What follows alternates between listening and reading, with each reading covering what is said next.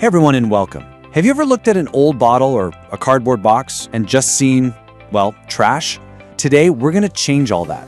We're going to learn how to turn that trash into some pretty amazing treasure. And the best part?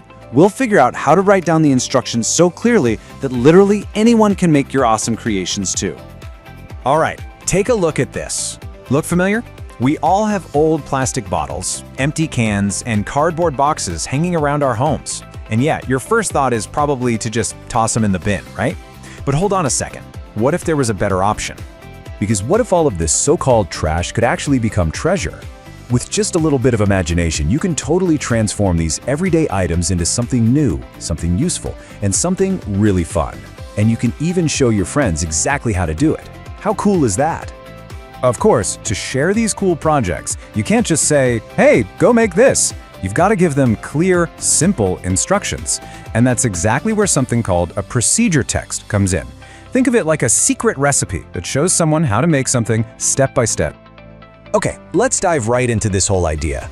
What is a procedure text, and why is it so important for sharing our creative projects? You know, it's actually pretty simple.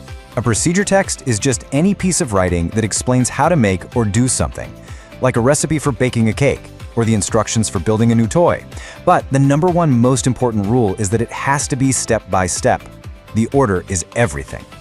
So why does this matter so much? Well, trying to build something without instructions usually ends in a big, confusing mess. But with a really clear procedure text, you feel confident and you can create something perfectly. No stress involved. This slide shows the golden rule perfectly. Order matters. Think about it like this. Tips are kind of like puzzle pieces. You can do them in any order you want. But a procedure, that's like a line of dominoes. You have to follow the steps in the right sequence or the whole thing just doesn't work. I mean, you can't paint a bottle before you wash it, right? The paint would just slide right off.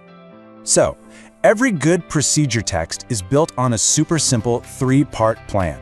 First, you have the goal. What are we trying to make? Second, the materials. What stuff do we need? And third, the steps. What do we actually do? If you've got these three things, you are good to go. Let's break that down a bit.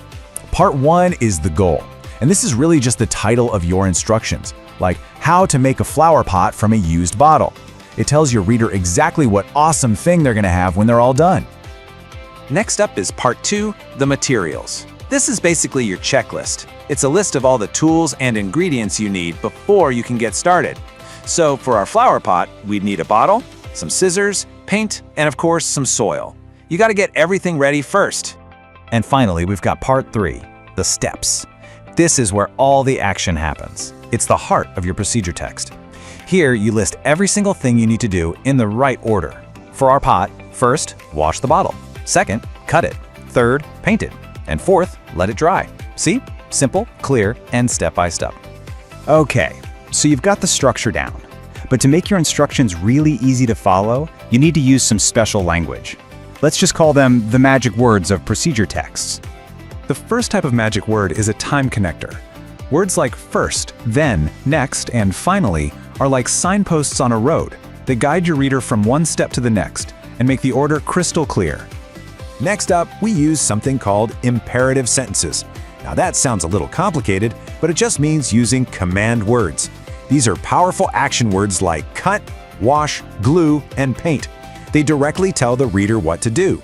Super simple and super effective. Our final magic word is the adverb. Adverbs make your instructions even better because they explain how to do an action. So instead of just saying cut the bottle, you say cut the bottle carefully. Instead of mix the paint, you say mix the paint well. This little detail can help prevent a lot of mistakes. All right, so we've learned about the blueprint and the special language. Now let's put all these pieces together and take a look at a full example. Check this out. Here's a perfect procedure text for making a pencil holder from an old tin can. You can see everything we've been talking about. The goal is right there at the top. The materials are all listed out. And the steps are in order using those time connectors like first and those command verbs like clean and measure. It's all there. Awesome job! You've learned the blueprint and the magic words for writing the perfect instructions. So you know what that means? Now it's your turn to create something. So here's your mission. Find a used item in your house, a bottle, a box, whatever you can find, and create something new and amazing out of it. Then, use everything we've learned today to write your very own procedure text to teach someone else how to make it too.